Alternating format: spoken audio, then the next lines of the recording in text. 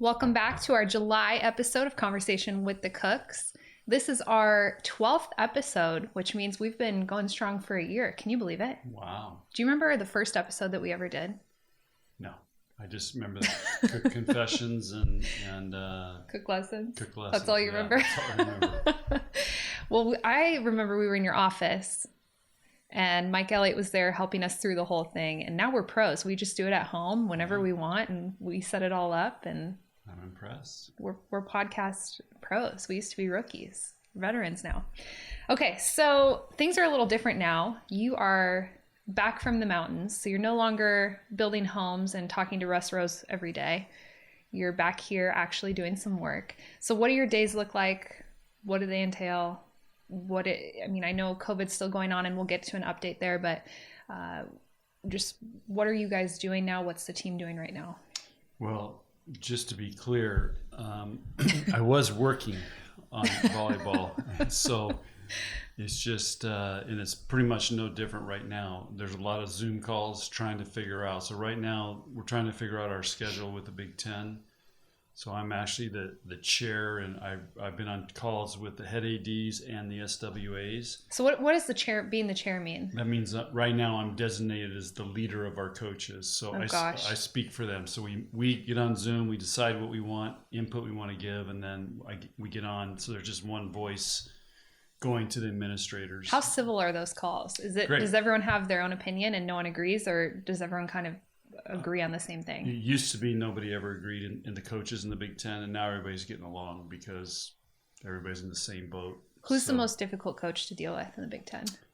I don't think there's anybody that's most difficult. It's just that there's a wide range of opinions, and some people speak up more than others. But okay. There's some new coaches in there. Ohio State, Rutgers both have new coaches, so it's good to get their perspective. And Russ, since you brought him up, Russ just says very little, but when he speaks, everybody listens. You guys just call each other after the Zoom call. We call after or before. And say what you really want to say. Okay. But, there's, it's the group's working together really well, better than I've ever seen. So that's cool. I actually told the senior women's administrators that I've been involved with the Big Ten since here at 2011 and 7 years at Wisconsin, and I've never seen the group work together so well. Wow. Okay, so you guys are working on the schedule. Maybe that's because I'm the chair. And, oh my I bring gosh! everybody together, make them feel good. You're such a good leader. Yeah. Okay, so you're working on the schedule. What else are you doing? Are you going into the office? Getting organized. This week we're just getting ready to start meeting next week and practice on Wednesday. So meeting with who? The girls? Our team. Okay. Yeah. So on August 4th, we actually can have meetings and we get them kind of up to date. And on the 5th, we start practice. So we're just getting organized. Tyler just is back. So we got to get him moved in and squared away. And we just all have to get on the same page and get our plan and go and have our notebooks ready and the gym ready and the video ready and everything. So it's just getting everything ready to go so we can start hit the ground running. I can't believe it's almost August. And you guys normally, when it's a normal year, you're starting August 7th-ish, somewhere around there. I think more right now it's been the 9th or 10th. Oh, it has. Yeah. Yeah. So you would normally be starting preseason, and you guys don't even have the schedule yet. There's just so much still up in the air. Yeah, we just know we're going to play Big Ten only, and we just know we're probably starting somewhere around September 9th or 11th. Okay, so I want to get the COVID update in with the schedule and what you know as of now, because I know a lot of things have changed since we last talked, and we have to get this in so all the newspaper writers and newscasters can get their monthly updates, because what they do is they listen to the podcast and then they take what you and I talk about and put it out there. So we have to give them the updates. Yeah. Okay, so you said just Big Ten schedule only. That is 100% certain. Yeah. So what we're doing is we've proposed a 20-match schedule. It's Big Ten conference only. And probably what's going to happen is, again, this isn't for sure yet, but I think a team will go and you'll play 2 matches back to back on the same weekend. So for example, Nebraska would travel to Penn State and we would play them a Friday night and we play them a Saturday night and then come home. Okay.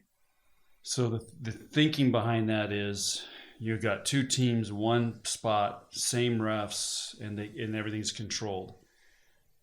The senior women's administrators did propose a pod schedule, which 4 teams would go to a spot. The problem is, what if one team tests positive and has an outbreak? Then you potentially could sideline 4 teams. So now that's why we've gone to just playing 2 matches. It simplifies travel, and of course, the schedule they'll build will eliminate as many long trips as possible. But Nebraska's and Rutgers are the 2 most challenging teams travel-wise because we're on the edges of the Big Ten conference, and so we're going to have to fly some. They want to try to eliminate as many flights as they can and just bus. So the Northwesterns, Illinois, Purdue's, Indiana's, Michigan's, those guys, it's all easy for them to bus to almost everywhere. But of course, the outliers are Nebraska and Rutgers. So you're still going to have to charter. Yes. They won't make you fly commercial. You'll still be able to charter, correct? We'll charter. Okay. And that schedule still isn't fair because you may have to play Penn State twice at their home, but they may never come here, correct? Correct. Okay. So it's not going to be a fair schedule. So we already know that. So it's whatever they come up with. And the other thing that we try to do to point out is we have great ratings on Wednesday nights. So is there a way, and I explained, how they could do it. So let's say Nebraska's playing Penn State. So we pull out 1 match goes Wednesday and 1 match goes Saturday. And maybe, so you just pull 2 out from the weekend, put it on a Wednesday, Saturday. But wouldn't the girls miss more school then? No, it would be normal Wednesday, Saturday week. But it would just, so we'd have 1 match of the week on a Wednesday night. Okay. So just think you would have 7 sites. We have 14 teams. So you'd have 7 sites going. Well, one of those sites would actually, instead of going Friday, Saturday, would go Wednesday, Saturday. And that way you could have a Wednesday night match because the Big Ten owns Wednesday night. We have great ratings. We want to continue to keep that kind of as a Wednesday. It's just like Sunday nights is Yellowstone. And Sunday night football. Yeah, Sunday night football. But right now it's Yellowstone. Okay. And so, you wait for that. Well, I think people wait for Wednesday night volleyball. So we want to continue to keep that in people's minds and not lose the advantage that we've built for Wednesday nights. Well, no one else compete. I mean, football's not playing on Wednesday nights. I mean, maybe you have like Major League Baseball, but that ends in. Right. We own Wednesday nights. You do. Okay. So smart of you, Lauren. Thank you. I've really, my intelligence has gone up since quarantine started. Okay, good. I've never asked you this before, but do you prefer Wednesday, Saturday schedule, playing schedule, or do you prefer Friday, Saturday, or Friday, Sunday? From a coach, I hate Friday, Sunday because you throws off your whole week. I agree with that. It's nice to have Sundays off. From a coaching perspective and preparing, playing a Wednesday, Saturday gives you a chance to prepare really well for each team. But I also like the challenge of playing Friday, Saturday because that's what you have to do in the NCAA tournament. So we have a mix. I can't remember how many weeks. Maybe it's 6 weeks of Friday, Saturday, and 4 weeks of Wednesday, Saturday over a 10-week schedule in a normal Big Ten season. So I like the mix of that. Well, they had a schedule that you and I both saw that I don't think had become public yet, but the Big Ten came up with a schedule and you guys had some Wednesday, Saturday matches, Friday, Saturday. You did have some Friday, Sunday, I think, or Wednesday, Sunday. Yeah. But as a player, I always loved the Wednesday, Saturday matches. And we really only got that in the Big 12 and then occasionally in the Big 10. Yeah. But I liked that because it broke up the practice week. When you play Friday, Saturday, it's just a long week of practice and you just get tired and burn out and you're like, okay, I'm itching to play, get back out on the court and play again. So I, as a player, prefer Wednesday, Saturday. Well, Lauren, thank you for sharing that. I didn't know that. I will tell you this. I'm sorry you don't like practice, but a lot of coaches that play the Wednesday, Saturday, and if you were coaching, your livelihood depended on it, maybe you think differently. But, when you play Wednesday, Saturday, it's hard to choose what days to go hard because you got to be rested for a Wednesday night match. You got to recover Thursday. You got to prepare Friday and play Saturday. And maybe you have to travel. So you lose training time. When you play Friday, Saturday, the great thing is Monday for us is kind of a low-key day, low jump, lift. Tuesday and Wednesday, we go hard, and we can go really hard. And then Thursday's a recovery day, then we play Friday, Saturday. So from a coach's perspective, you feel like you get better training with that schedule as opposed to always going Wednesday, Saturday. That's the complaint in the Big 12, for example. They never feel like they get enough training time because you're always just trying to recover, play. That makes sense. Yeah. But it's a good thing we don't ask our players their opinions. What do you think they would say? I have no idea. I think most of them would agree they like the Wednesday, Saturday. Yeah. They'd probably say, we don't care. And you would respond with, I don't care is not an answer. Yeah. Okay. So how are the girls doing? I know they've been doing some voluntary workouts, some voluntary gym sessions. They've gone really hard, but they started at a really low point in our strength and conditioning program in Husker Power. So they're getting back to, we actually test next week, so we'll see where we're at, but they're getting back. They've worked really hard. I've heard nothing but great things from our strength coach on how hard they're working. That's about all they can tell me, and under the rules. And then they go in the gym only twice a week. We have them go in the gym. Or we open Devaney for them to come in, and they have. Typically, what happens is we give them a choice. You guys can do a practice plan today. So seniors and Lauren and Nicklin, you guys can do the practice plan. You want to be coaches, so I let them decide what they want to do. Or I have 2 different practice plans written on the whiteboard, and they can choose one of those. So there's a variety. So I don't know what they choose to do each time they come in, but it's technically voluntary practices. So we just can kind of give them an outline, and here's some drills you could do, and or they can create their own. And I trust those guys, especially Lauren and Nicklin. They've been around. They know it. They're great camp coaches. They say they want to be coaches, so it's good for them. Are they the captains again for this season? Have you decided that yet? We haven't got to this season yet, so no, it hasn't been decided. We usually decide before the season starts. They've been the summer captains, let's put it that way. Okay. And they were last year's captains. They got to prove it every day, by the way. Okay, so speaking of the team, give us just kind of run through all the new players, because you have some freshmen who joined the team, and then you have a transfer, and I think that's it. 4 new players? We have 5 new players. 5 new walk-on, or a couple walk-ons, couple scholarship players. Yep. And then transfers. Yeah. So tell us about each one. Tell us just why they're a good fit.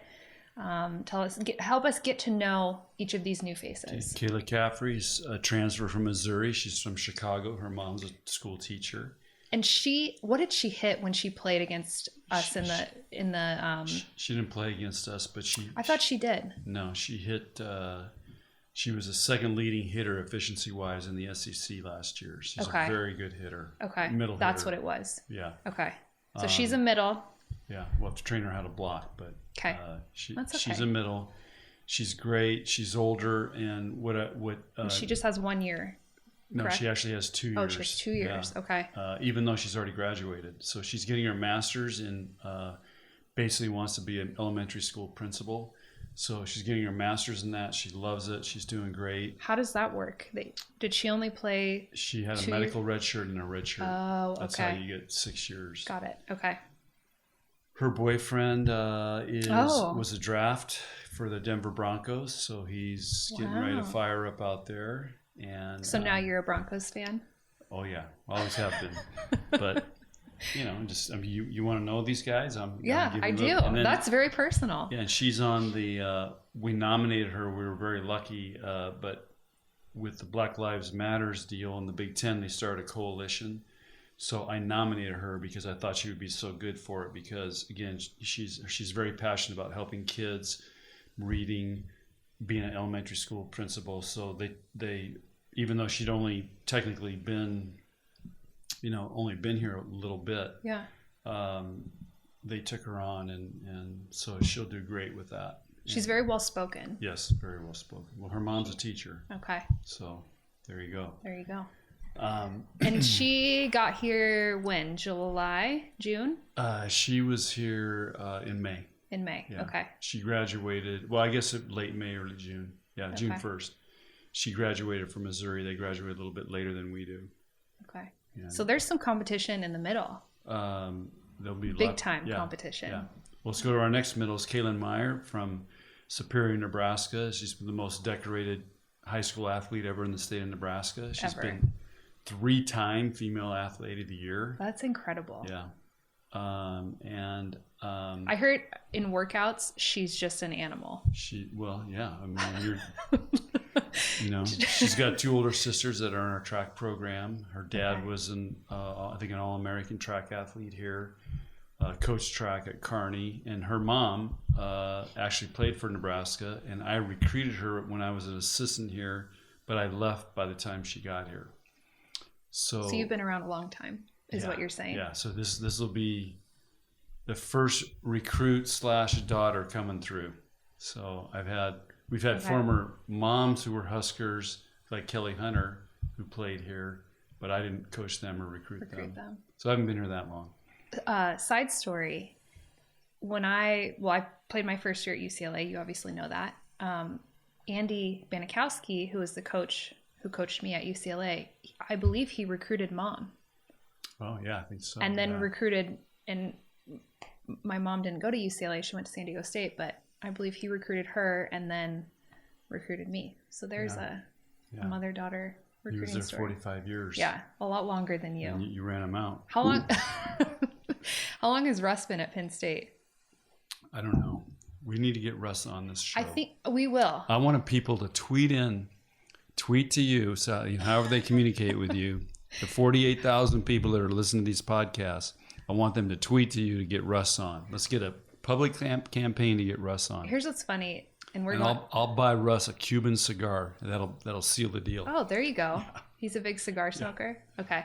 JB always says, I think Nixon was the president when Russ started coaching at Penn State. Wow. I think that's who was president. Yeah. I could be wrong. I don't know all the presidents, and JB's always talking about something that's over my head, but I'm pretty sure he always mentions back when Russ took the Penn State job. So it would be interesting to see who the longest head coach, if it was Andy, if it's Russ, if it's someone else. Yeah. It's probably got to be Andy right now, and maybe there's somebody else. There was a coach in Texas that was in the 40 something years. But that wasn't Division I, was it? I don't remember. It was like Division II. Yeah. Mary Wise, she's been at Florida for 30 years. Yeah, all those guys started, right out of college. Andy was in college, I think, when he started coaching at UCLA. Oh, wow. Okay, so back to Kaylin Meyer. Yeah. So anyway, I'll be really interested to see how she does. She's a true freshman. Yeah, but not playing club this year is really could have helped her if she played club. She would have been on a great club team and played really good competition at the VCN program here in Lincoln, who just built a new gym. It's amazing. Yeah. So we'll just have to see how she develops. But we were kind of going in thinking redshirting, but we'll see how she does. And then Ani Evans from Waverly. She's starting the Waverly pipeline. Ani's like a little sister to me. Yeah, I know. You've trained her. Ani's awesome. And both her brothers played football at Nebraska. Yeah. And basically, I just tell Ani, you're in charge of the freshmen. Let me know if there's any problems. Otherwise, I'm not worried about them. She is very mature for her age. Yeah. And I think it's because she grew up with 2 older brothers. But I remember, I've known her since she was 12 years old. And she was so mature compared to all the other girls. Yeah. So. And Ani's a player that, we got to figure out a good role for her because she can set, she can do everything. I mean, set, dig, pass, play defense. So we got to, She's a good serve. look for a role for her. But she's one of those players you have to have in your program that keeps it in perspective for everybody else. She's here because she loves Nebraska volleyball. And sometimes with everything going on in college volleyball and college sports, it's all about what I can get, who's going to pay me this, what, with all these new things coming up, Right. When do I get my, sweats and, when do I get my check? And there's somebody who's just playing volleyball for the love of the game and the love of Nebraska. So you've got to have people in your program like that. She reminds me a lot of Bridget Root when you played. Mm-hmm. Bridget Root was, this backup, but when the time came, she came in and won a couple big matches. And so, and anyway, you got to have players in your program like that. And then Abby Johnson's from a small town in Illinois-Missouri border, and she's what we call a project. She's small town. She hasn't played good club. She's like an Alicia Ostrander. Very much like Alicia Ostrander. So, kind of a utility player, right? She could play middle, right side, outside. Yeah. Well, she's always been a middle because when you go to a small school where they put she's 6'4", where they put them in the middle. So she's a project, and we're going to see if we can develop her. But she's got a big arm, and she's a big physical athlete. Okay. So she works hard. Yeah. She's a small town girl. Yep. Yeah. And she turned down other opportunities that would have financially been better for her, but she really wanted to take a shot at Nebraska. So you got to admire people that take risks like that. Is she like Ani and just loves Nebraska volleyball, or? Yeah. Okay. And she wants to see if she can go big time, but she's a project and she's going to take time, but we've been pretty successful at, developing those kind of players. Yeah. Because you're such a great coach. No, I'll put Jalen in charge of her. Jalen and Tyler. Yeah. And Kelly. Yeah. Okay. Is there one more player? Is that it? Oh yeah, our Hawaiian. Oh, so, I can never say her first name. Well, I'm gonna say this is not right though. But I call her Keolani. So, but that doesn't sound right. She's okay with that. She goes with K. But if you hear Jalen whip off Keolani, it's completely different. Well, Jalen's Hawaiian. Yeah, I know. So it's also she's okay how I say it. You would always mix up the Rolfson twins. Like you never call anyone by their correct name. Yeah.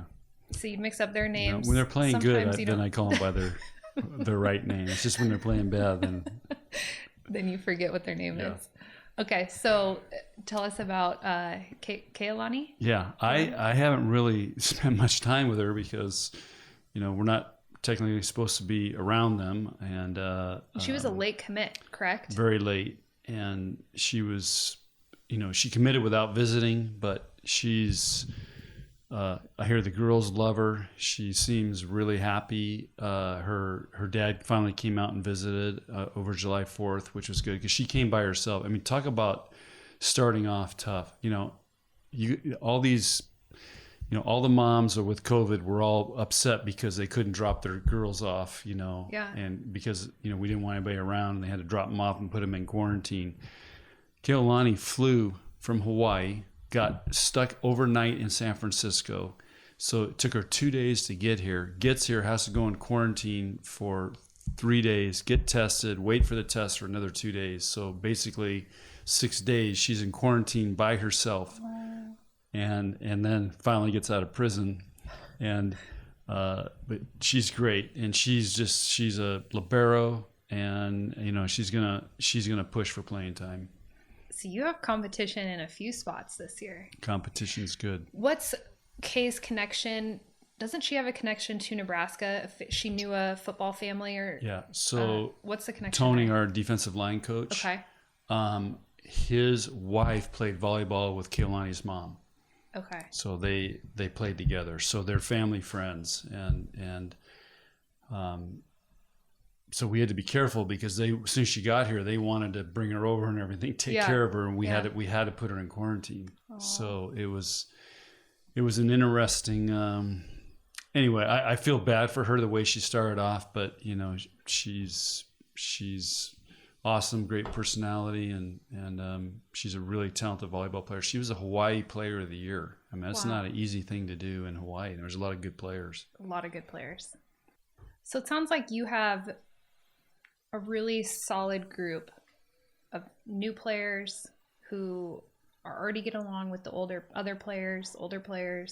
I know Kayla's a little bit older, but it just sounds like you have a solid group that you brought in. Yeah. Even though it wasn't a top 5 recruiting class like we're hearing about with your 2021 and 2022 recruiting classes, it just sounds like a really good group personality wise. And sometimes that's almost better than talent, and that'll get you further. I mean, some of the years you've won national championships, it's because you have great team chemistry and players with really solid personalities and who all get along. And our freshman group is great, but I'll just give you an example. I ran into Lexi's son at Whole Foods. Mm-hmm.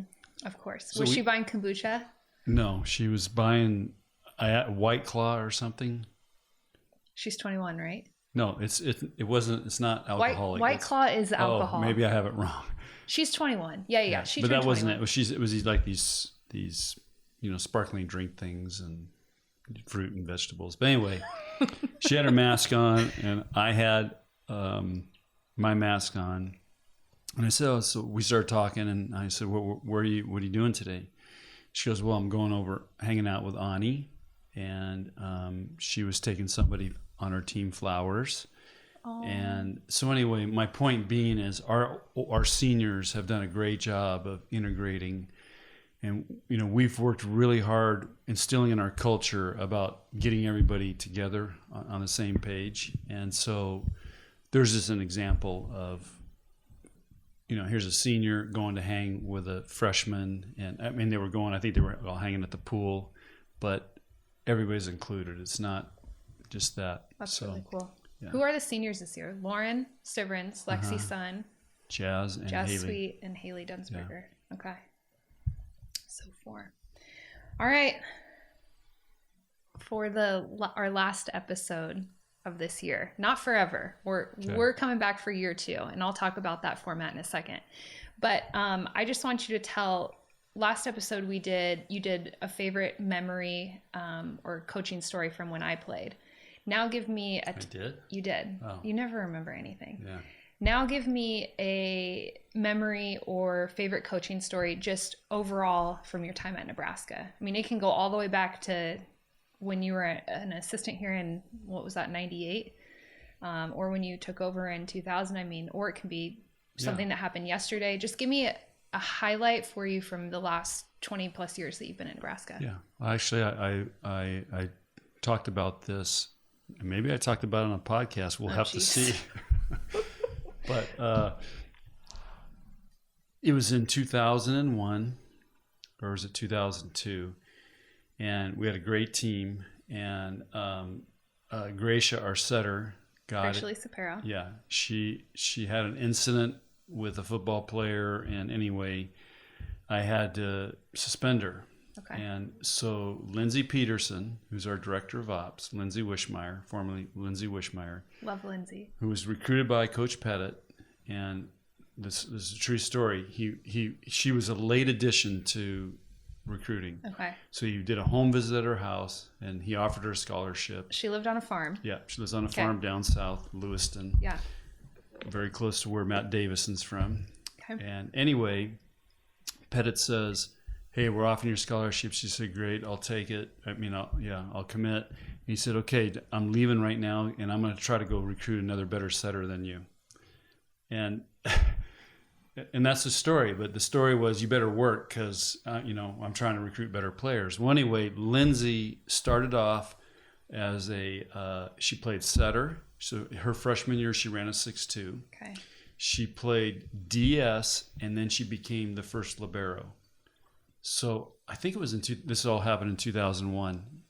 Anyway, I had to suspend Gracia, and we played at Oklahoma.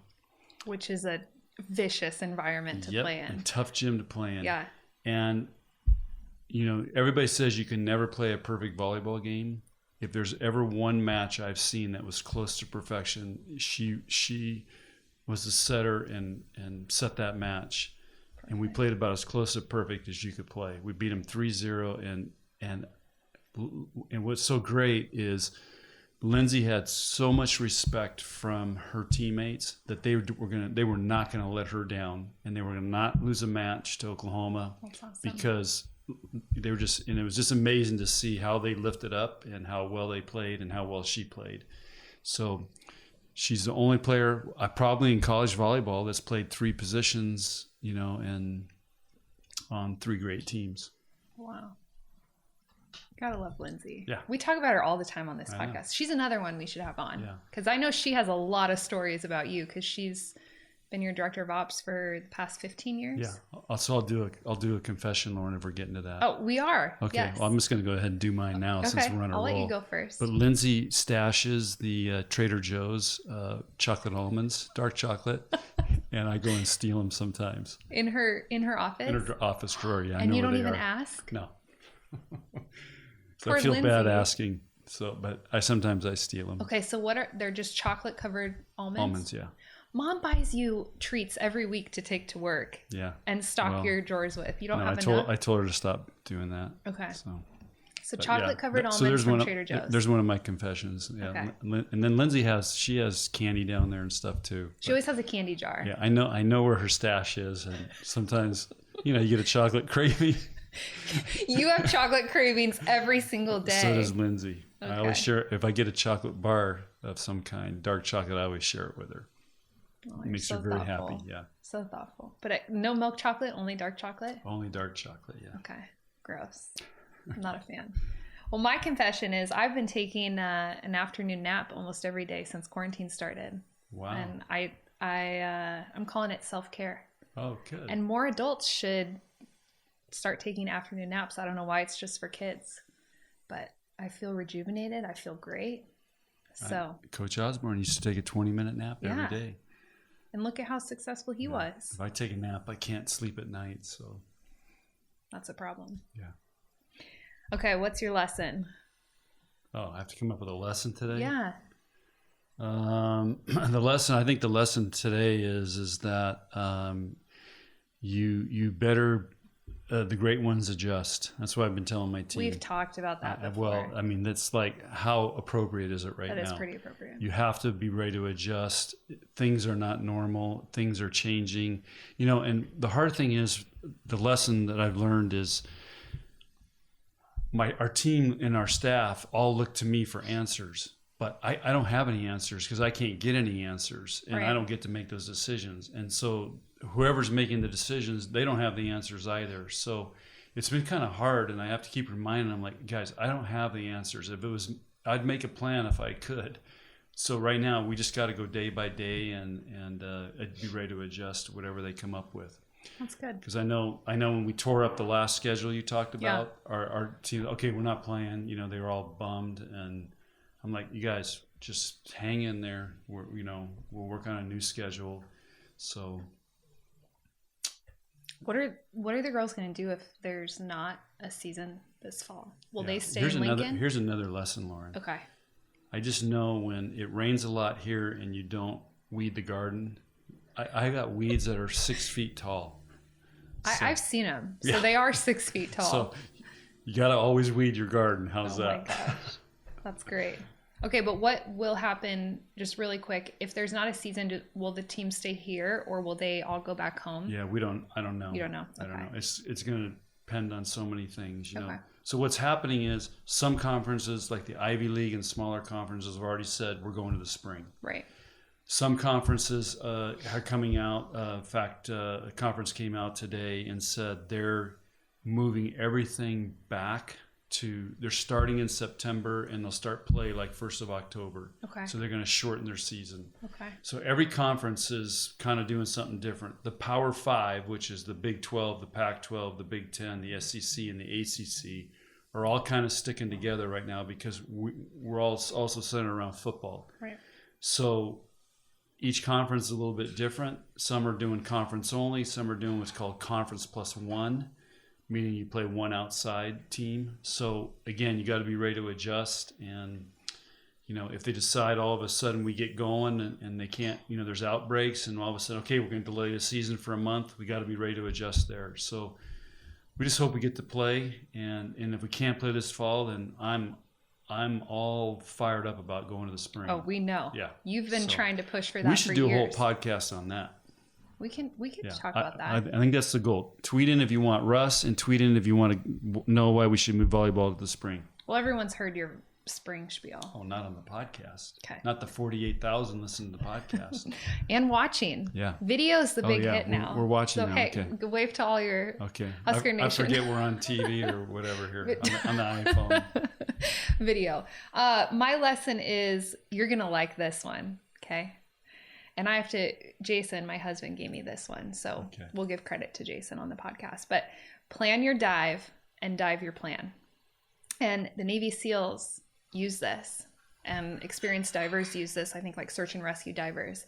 And I think it applies to volleyball as well. And you always talk about when you guys play poorly or when you lose matches, every time we do a post-game interview, you always say, we didn't follow the game plan. I mean, I almost... Oh, really? Yeah. Wow. Yeah. You always say that. Wow. And you say, if we would have followed the game plan, this and this and this would have been better and we might have won or we might have played better. So I think it's all about following the game plan and how you make a game plan for a reason. And I know you and your coaching staff put so much time and effort into preparing those game plans, and they're really well thought out. And if the girls just follow those game plans, that's when you have success. Yeah, so the question is, when they don't follow it, is that the coaching's fault or the player's fault? As a player, I will say it is the player's fault. 100%. Maybe we didn't do a good enough job preparing them and teaching them the game plan. You guys prepare. That's why I say we didn't follow the game plan. You prepare more than anyone else I know. Okay. So Thank you, you're definitely prepared. Okay, well, that's it for this month. Starting next month, so August, which is year 2, so we'll call it episode 1 again, year 2, episode 1. We're going to be bringing on a special guest, like we mentioned. Wow. But here's how it's going to work. You're not going to know who the guest is. So you and I will chat for maybe 10 to 15 minutes, and then halfway through, we'll bring on the surprise guest. Okay. Great. So it'll be a surprise factor for you, and I'll obviously know who's going to be on it, but a surprise factor for Husker Nation as well. How exciting! And we'll bring people on that who know you or who know me and who have a connection to Nebraska volleyball or volleyball in general, and I think it'll be fun. Cool. So I'm fired up for that. Is that your idea? Part of it was Michael Zorb's idea. I have to give him credit. He's a project manager at Husker Sports Network, and he runs this show. But part of it, I wanted to bring on guests, but he said it would be a good idea to surprise you. Wow. And I think it'll be cool too, because you don't know who's going to be on. We'll probably have to Zoom them in just based on how everything's going. But if we can get them in person, great. Okay. Are you excited about that? Very excited, yeah. I just want to make sure, though, Mike Elliott does his, Husker Sports Network. Oh, Mike's on here every time. Okay, good. Mike's actually the one running the show. I know, but we're doing the film now, so I don't see him or hear him. He's not setting this up, so I just hope we still get that in. I know, we were doing Zoom calls because we were in different states. Yeah. Now we're back in the same state. So this is the first time. We normally record the podcast like this, but since we've added video now and everyone loves video, we're now doing video a little differently. Okay. But this is the new setup. Yeah, it's awesome. Okay. Well, thanks for tuning in and watching, and we'll see you next month, right? Okay. Yeah. Thanks, Lauren. In August. Hopefully you'll be in the middle of your season. I hope so. We'll see. It's going to be interesting. Fingers crossed, sending you positive vibes. Yeah. I think Nebraska's in good. Nebraska's doing pretty good. It's the other places. States. So we'll just have to see. But let's hope we can get it turned and have sports, because I think people are craving it. I definitely am. Yeah. All right. We'll see you next month. Go Big Red.